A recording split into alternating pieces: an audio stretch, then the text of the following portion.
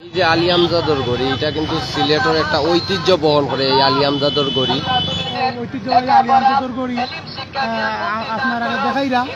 তো আমি আলী আমজাদর গড়ি সম্পর্কে যতটুকু জানি ইনশাল্লাহ আপনারা জান।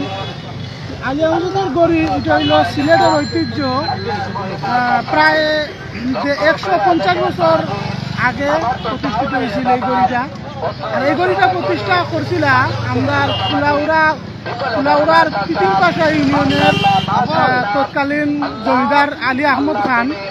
আলী আহমদ খানে তার ছেলে আলী আমজাদ খানের নামে এই গড়িটা প্রতিষ্ঠা করছিল। তার ছেলের নাম আছে আলী আমজাদ খান, তাই নামে প্রতিষ্ঠা করছিল। তো আজ হতে প্রায় 149 বছর আগে যখন আলী আহমদ খান এই গড়িটা প্রতিষ্ঠা করছিল, তখন গড়ি কিতা এটা একমাত্র পাশ্চাত্য দেশের মানুষ এবং ওই সাইডের পশ্চিমা দেশের মানুষ ছাড়া দক্ষিণ এশিয়ার অনেক মানুষের গড়ি কিতা এটা জানত না।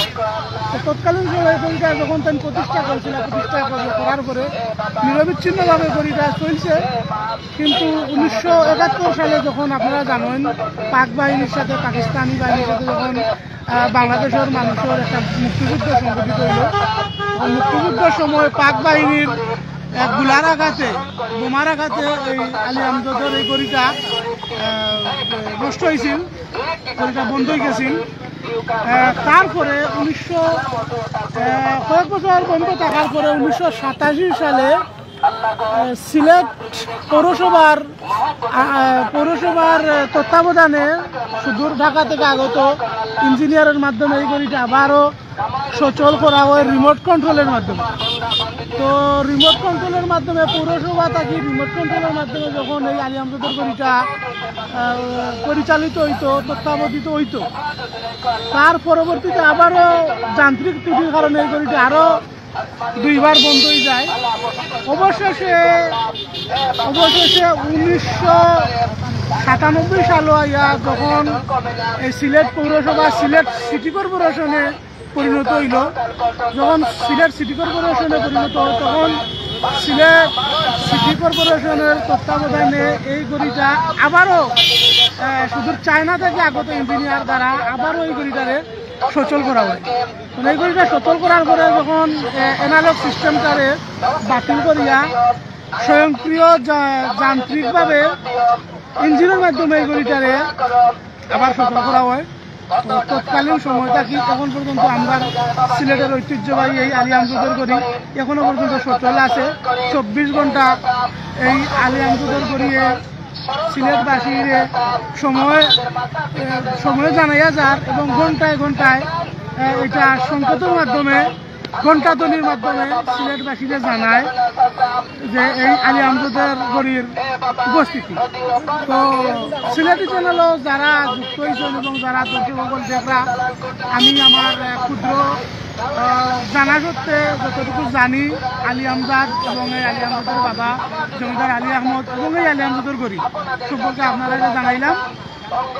আপনারা এটাও জানিয়ে রাখবা যে এই আলী আমজাদর গড়ির ইতিহাস আরও বিস্তৃত। কিন্তু আমার জানা মতো যতটুকু আমি জানি এবং আমরা ইতিহাস গাটিয়া ইতিহাস পুস্তকের মাধ্যমে বইয়ের মাধ্যমে যতটুকু আমরা জানছি এবং এই অত্র এলাকার জনপ্রতিনিধি সহ বিশেষ সাহিত্য চর্চা যারা করেন ইতিহাসবিদ যারা আছেন তার কাছ থেকে যতটুকু অর্জন করার চেষ্টা করছি ততটুকু আপনারা জানাইলাম।